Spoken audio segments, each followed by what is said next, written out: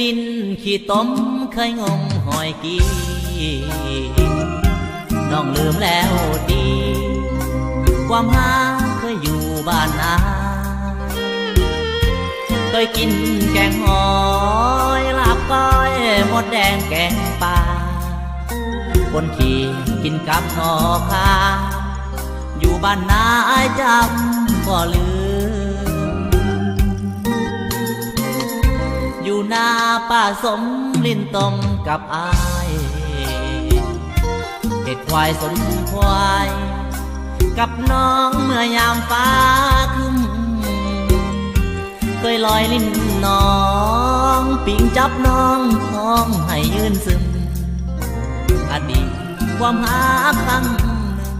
คิดครั้งหนึ่งเมื่อข่าวยาวไว้บัดนี้หาจะพัดพากไป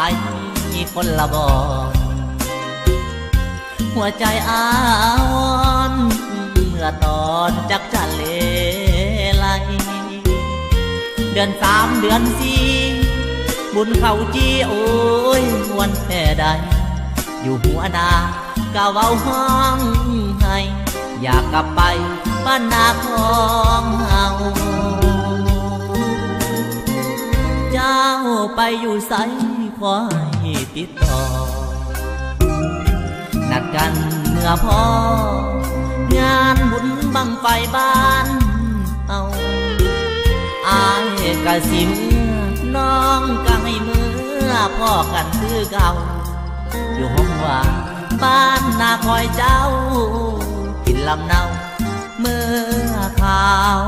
ยังน้อย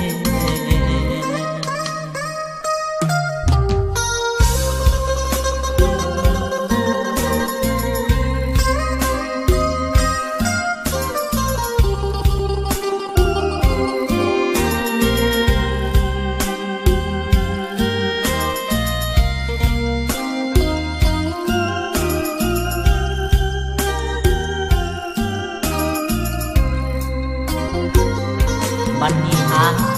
จะพัดพากไปคนละบ่อนหัวใจอ้าวเมื่อตอนจักจันเลไลเดือน3 เดือน4บุญเข้าจี้โอ้ยมวนแค่ใดอยู่หัวนาก้าวเอาห้องให้อยากกลับไปบ้านนาของเฮา